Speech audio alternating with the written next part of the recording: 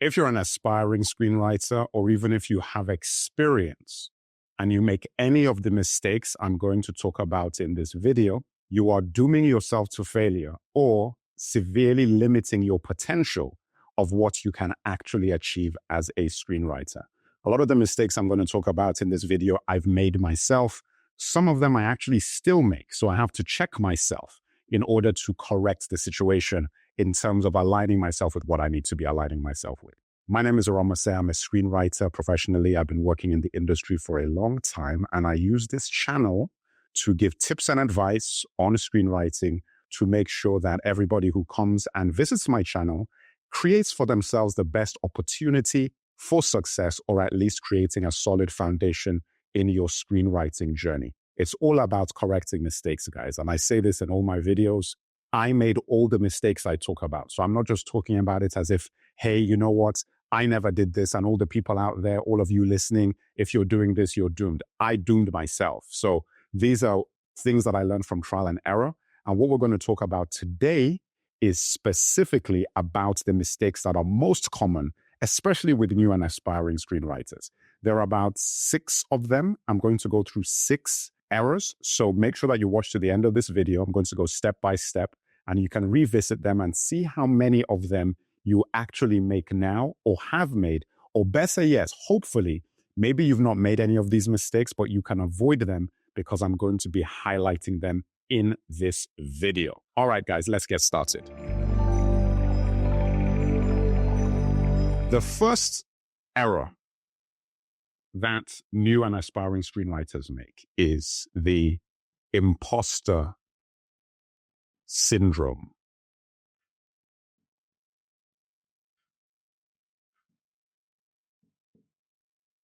So every single one of these errors, I will be making a specific video dedicated to each thing because they are so important. And these are errors that everybody makes at some point in their career.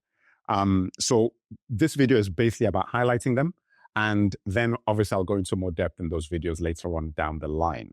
But imposter syndrome, for those people who are not aware of what this is, it's very simply a feeling that you should not be doing the thing that you're doing, that you're not good enough to be doing the thing that you're doing.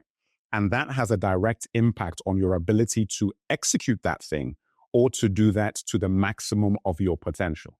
So imposter syndrome with screenwriting is rife. I mean, I wouldn't say I had it so much in the beginning, but I had it later on as I started understanding the scope of what it was I was doing and the importance in terms of whatever projects I was doing, the scripts that I had and the impact that it was going to have on the production. Hey guys, sorry to interrupt the video. I'm sure you're learning a lot, or at least I hope you are. I wanted to give you a quick heads up that I have a free newsletter with tips and advice on screenwriting linked in the description of this video. So make sure that you click on that link, sign up to the newsletter, check your emails, make sure that you click the blue button in the confirmation email to make sure that it goes directly into your inbox, and also add the email to your saved trusted contacts to make sure you do not miss a post, okay? And I send a post once every week, once every couple of weeks, but it's also got great insight for you on screenwriting. All right, guys, back to the video. I started looking at people who are more established than myself and thinking that, oh, I don't deserve to be here, or, oh, I'm not at that level. How am I? That sort of thing starts creeping into your mind. This is very damaging when you're starting out because it is one of the main reasons why you never actually get started. And for many people, why you never finish a script or even start writing the script. So there's a lot of people that I meet and I talk to who say, I'm a screenwriter, I want to screenwrite, I want to write screenplays. And then I ask them, okay, can I see something that you've done, or how many scripts have you written? And they've not written anything, which is fine if you're starting. But when you have an even deeper conversation and you find that they've been aspiring to be a screenwriter for 5 years, for 10 years, it starts looking pretty grim because I'm thinking that, oh, you know, why haven't you gotten going? Oh, you know, it feels very daunting, or I don't think I'm good enough, or, you know, this is what I do for a living and I can't really see myself being a screenwriter. I feel like it's very difficult or very challenging. This really affects people. And I think the greater distance between what you do and screenwriting, the greater imposter syndrome is. Okay? So the further down this line that you move, the longer the distance, the greater your imposter syndrome is. So for example, if you're somebody who is a photographer, if you're an artist, a painter, a novelist, you are an actor, the imposter syndrome is nowhere near as great. I mean, you might still feel that, listen, I've never written a screenplay before. But because you're already coming from a creative area, it is actually a lot easier for you to envision yourself doing this thing. For people who are bankers, if you're a housewife, if you're an accountant, you're a lawyer, you're any of these things. And a lot of people who want to be screenwriters are a lot of these things. And the irony is that so many of those jobs are beautiful for being great screenwriters because you interact with people. And I'm going to talk about this a little later on in this video, but the more people you are involved with, the more people you interact with, the more of society that you're connected to, the more suited you are to actually be a screenwriter because you understand the human condition. You understand how people react to scenarios, how people react to each other, about communication. You know all of these things. So it's really about harnessing that and putting that into your screenwriting. Regardless, you need to conquer this very, very quickly when you start out. It is a big mistake to allow the feeling that you don't deserve to be doing it to creep too deeply into your mind. It is very damaging. However, this is connected to the second error that you and any kind of screenwriter makes. And the reason why I say this, guys, for everybody is that this affects me too. Even now, depending on the scale of the contract that I might get or the scale of the project, sometimes, you just get a moment where you sit back and you're like, oh man, this is big. I mean, am I really at that? Am I ready? I look back, I'm like, am I prepared for this? Am I ready to do this? It happens, so this is not something that is isolated to you at a very low level of being an amateur. It affects everybody. But I would say that the mere fact you are able to do something or you are in a position to do something means that you deserve to be there for whatever reason. It may not be because of your talent. It may not be because of your skill or your experience or your quality of your work or any of these things. It might be for nepotism. Regardless, you're there, and I'm a believer in look, you're there. You need to make the best of that opportunity and set yourself up for success. Because we only get one life, you can't do a redo. And opportunities come and you need to be prepared for the opportunities. The last thing you want as a writer is to allow your mind and your own insecurities to screw up your opportunities to do what you want to do or to fulfill your dreams if you are just trying to develop your skills. This leads to the second mistake that screenwriters make that really affects your trajectory. And this is arrogance.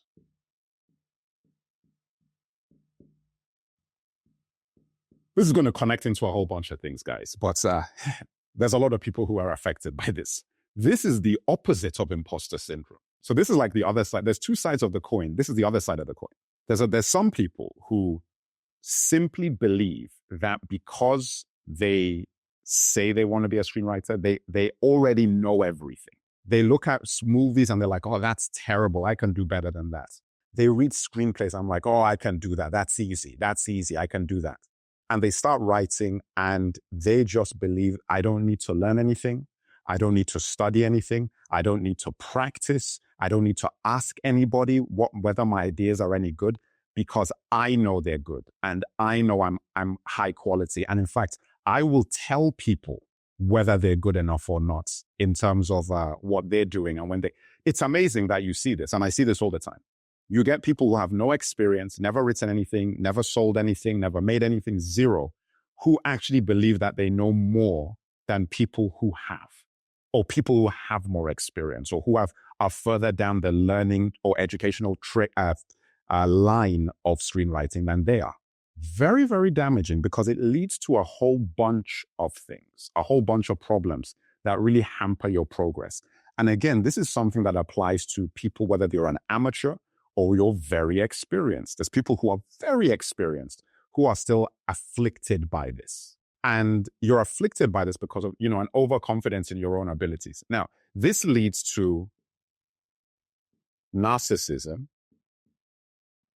which is the killer for you as a writer. Now, the reason why I say narcissism is that it's actually it's an offshoot of the arrogance thing. And it actually is something that infects your writing. It infects your writing because you have an ego. You believe that you know everything. You then project that into your writing so that the scripts that you generate is categorically about you, but your perspective on how you see things without any context to it. So you create a situation where, like, look, this is just my view, my vision, and all the characters start feeling like different versions of the same person. It sounds insane when I say that, but I've read scripts where there's a cast of characters, 10 characters, 15 characters, and they all feel like the same person. And the person they feel like is the actual screenwriter, because the screenwriter's ego is so infused in that screenplay that they put elements of just their own perspective and own personality into every single character, so that there is no dynamism between the interactions and the dialogue. There's no dynamism in this scene, because you start feeling like, oh, these are just people talking to them. It's like he's talking to himself or she's talking to herself. This is something that actually is a big deal for more inexperienced writers. People who are experienced still do this. And listen, again, I've done this. So I'm talking about myself. I've done this. And I've looked back at those scripts and said, oh my God, it's just me. It's me talking to me over and over again, scene to scene. You've got to be very, very careful of this. And the reason why I say it afflicts people who are newer more is because you've got less experience and you probably haven't done an effective outline. You probably haven't done good character analysis. You haven't built your character arcs. You haven't done any of that stuff. The easiest pathway to creating characters is just to replicate yourself, to just say what you would say in the dialogue, to reply the way that you would reply in the responses. Kills your screenplay, absolutely destroys it. But you'd be surprised how often this happens. And in fact, a lot of people watching this video, I'm sure, have done this or are doing this right now. You're writing the dialogue and you're looking at the characters and you're thinking of what you would say, how you would react to things. Now, those two things are connected because the way that you get to this perspective or this psychosis is from the arrogance. It's from the belief that you do not need to have done the work to establish yourself within the craft in order for you to actually create outlines and characters that avoid you getting into the narcissistic screenwriter mentality. Now, that again, and these are all kind of connected, leads to the next big error and mistake that you must avoid. Lack of fundamentals. Big deal. I didn't have these. This is one of my biggest crimes. Big crime. I did not do any groundwork when I started screenwriting and writing screenplays. None, zero, zip. I was so focused on making movies and making films that I was like, listen, I just need to write this script as quickly as possible so I can get on to the movie making. That was it. So I was a bit, the mistakes I'm talking about, I did those first two things. The arrogance, the narcissistic screenwriter mentality, leading into lack of fundamentals. Imposter syndrome, in a weird kind of way, I've never been really infected by that as much. Like I said, it creeps in from time to time. That's not one I really made, but this one, oh my goodness, that was my biggest crime. There are some things you just need to get sorted out in your mind when it comes to screenwriting. Just some basic things. Some people, I wasn't one of them, naturally know these things. Quentin Tarantino being one, but I argue he got his education from working in a video store, apparently. I think he worked in a video store. He was surrounded by that kind of climate, and his mentality was he was learning because he had an aspiration to make films. I never had an aspiration to make movies when I was younger. I loved movies and I was surrounded by them my entire life. Movies were my life, but I never really thought I would make them. So I wasn't approaching it in the same kind of way of looking at it from a very analytical perspective of how is this being made? It was all natural, just instinctive for me. So by the time it came that I was writing a screenplay, I just believed I knew how to do that. And of course, there were certain things that I did know instinctively, naturally, but there were a lot of fundamentals of three-act structure, dialogue, character development, pacing, tone, genre, all of these things that I didn't know. I just simply didn't know. You've got to have that in the bag. Guys, it takes a long time. Could take years. It could take years to get your fundamentals right. But getting them right actually gives you the tools so that everything else starts functioning properly. This is really, really important. And it's something I would argue that, I would say most screenwriters, I've very rarely come across an aspiring screenwriter that's prioritized the fundamentals. I don't think I've met one. They all come to me with problems and asking questions of, so I'm writing this script and I don't know how to do this. Or I have this script and I'm trying to sell it and I can't sell it. Or I'm trying to make this movie about, and I've already written those sorts of things. They've already done it. They've gone forward. The second I start asking them questions or I read the first few pages of that screenplay, it's glaringly obvious. I'm like, oh, you just don't know the fundamentals here. You don't know. So this is the reason why you're going to have problems, because you just don't know the basics. Very important to pay attention to this, guys. One of the biggest mistakes screenwriters make. Do not be one of the people who makes this error, okay? This is a massive error as well, a big mistake that people make. Is not vetting ideas. Now, what do I mean by not vetting your ideas? Basically, everybody's got stories, and, depending on what scale you're on with the arrogance thing of the narcissistic screenwriter thing, you think your idea is pretty damn good, most people, listen, everybody wants to read my story. I get messages, I've got this incredible story that's going to be a hit. This is going to be a blockbuster. Just read it. When you read it, you'll know that this is a massive hit. People truly believe that.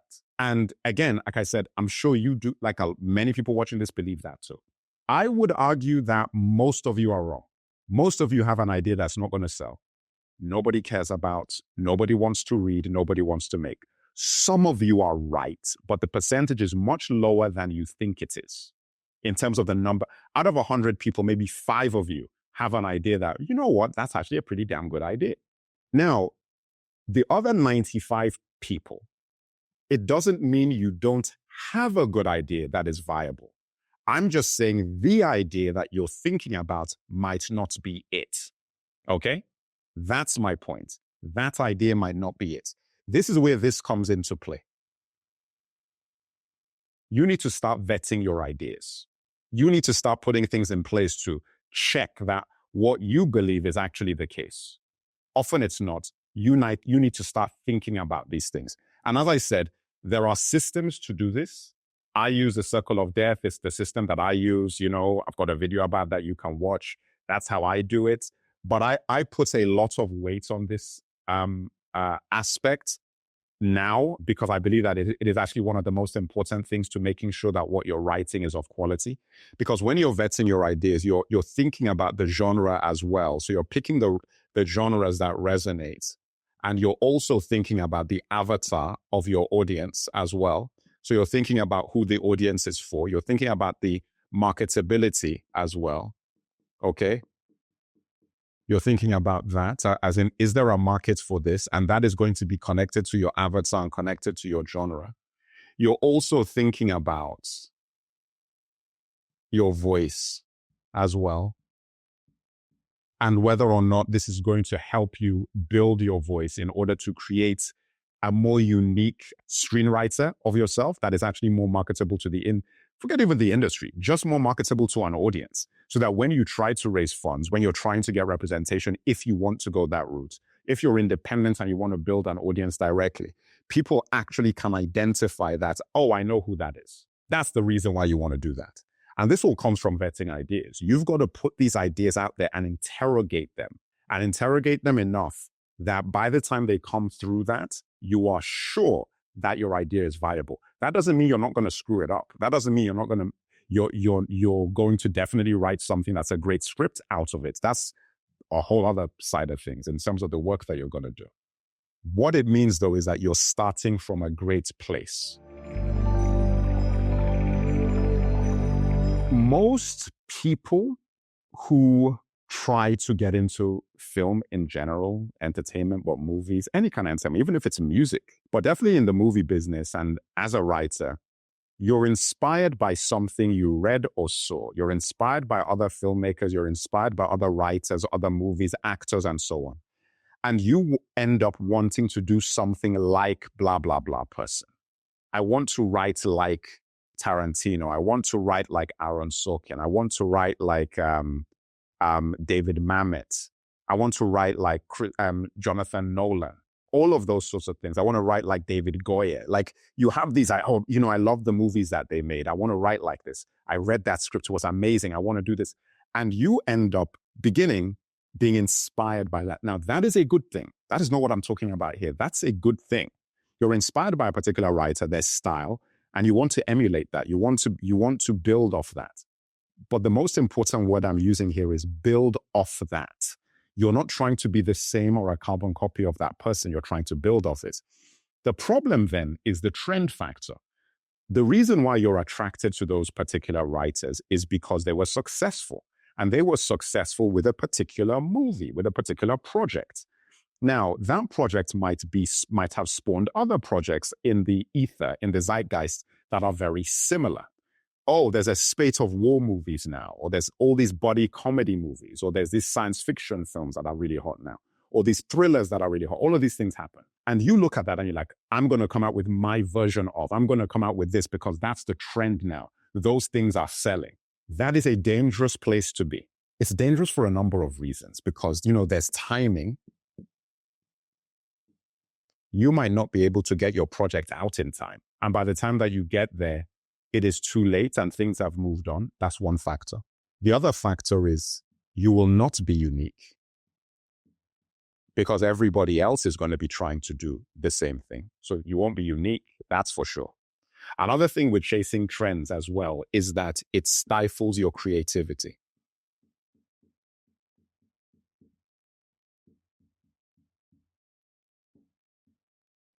Now, you might be really skilled and be able to infuse your creativity into something that you're doing just because it's hot right now. Like this is what everybody's talking about. This is what everybody's making.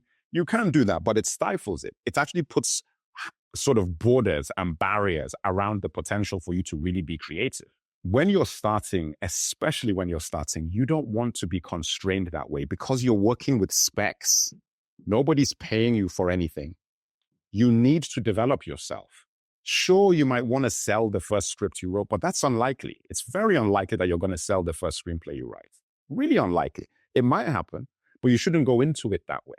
You need to look at the spec as your training wheels for developing as a screenwriter. And the last thing you want to do is to be beholden to what the trend is right now when you're developing your specs. Focus more on the genre. Like, honestly, there are genres and these are universal elements. So just, you want to do a horror thing, do the horror thing. Romance, do the romance thing. Action, do the action thing. Thriller, do the thriller thing. Comedy, do that. Like, do the thing that the genre that you feel comfortable in, that is viable, obviously. But don't look at, okay, I like horror films. What are the trending horror films today? Mistake. Like, the trends are built, okay? And the reason why I say this is that, look, when you're making a YouTube video, for example, it's easier to jump on trends because of the amount of time it takes to generate those things. A trend is happening today. I can have a YouTube video out tonight on that trend, or tomorrow. I can do that. You're writing a screenplay. If you're doing this correctly, it takes months, a year. By the time that thing is done, you've developed it, you've written it, you've gone through various drafts, and it could take you 12 months, 6 months, 3 months if you're quick. And at the end of the day, like, especially when you're starting, you should not be focusing on this, because I believe that the problem with this is that it actually masks and it puts a mask around your development as a writer because you're not seeing the truth about yourself. The truth of yourself is getting hidden because you're following trends. So you might truly be somebody that would take things in a particular direction, but the trend is going that way. And you're like, well, I would want to go this way, But because all the trends are going this way for this, I'm going to go this way as well. That's damaging for you in terms of your development. Now, everything I'm saying with this is different if you are very experienced. So myself, for example, I know I like going this way with my work, right? For example, but the trends are trending this way. And I'm like, oh, you know what? I want to make a bit of money. I want to do something. I want to sell something. I'll do something in this direction today. The reason why I have the luxury of doing that is that, you know what? I've already sold a bunch of stuff anyway. I've already got a career. I've done things. If I want to go back and do that, this is not going to harm me. And I'm confident that doing a script in this direction will be quality. I'm confident in my ability to achieve that. That is not something a lot of you guys might be able to do. So this is the final one, is voice.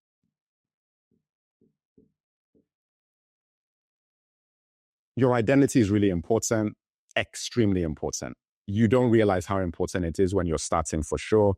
I think if you've been in it for a while, you actually start realizing how important your identity is if you're a screenwriter. This is something that you ignore for certain when you're starting because you're focusing on, like I said, trends, you're focusing on selling, you've got the narcissistic screenwriter mentality, you've got imposter syndrome, you've got all of these things going on. So the last thing you're thinking about is that, who am I? What is my identity? Who am I? What am I?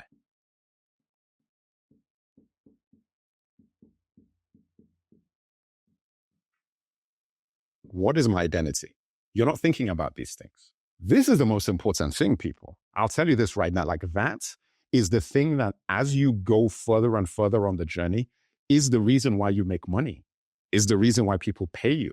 They pay you because you're the only one who can write that thing the way you write it. So the more effort and time you put into developing your identity and voice, the more valuable you are, especially in a world of artificial intelligence. With what AI is doing and what AI is capable of, the more unique you are and nuanced you are about your voice and your way of seeing things, the more difficult it's going to be to clone you. Because AI just simply won't be able to keep up with the ways in which you iterate your ideas and your functions. And AI is a whole other area that I'll be talking about that separately when it comes to screenwriting. But please, please, please, and that's the reason why I left this to the last thing on the list, is this is super critical. And it's a super critical mistake, the omission of finding your identity. And again, when I'm talking about finding your identity, is that you need to be sensitive to your perspective, the way you see things, understanding the importance of infusing that into every story you tell, creating a unique angle. And a lot of students I talk to, a lot of them who, not even say students, just people I've worked with, people who are interested in getting advice, they ask these questions. And I usually say, when I read some of their work, and I say, I can't see you in this. So anybody could write this. And that's the last thing you want. You don't want a situation where people read your work and feel anybody could write that thing. They need to feel only you can. And when you're there, you are in the strongest position possible.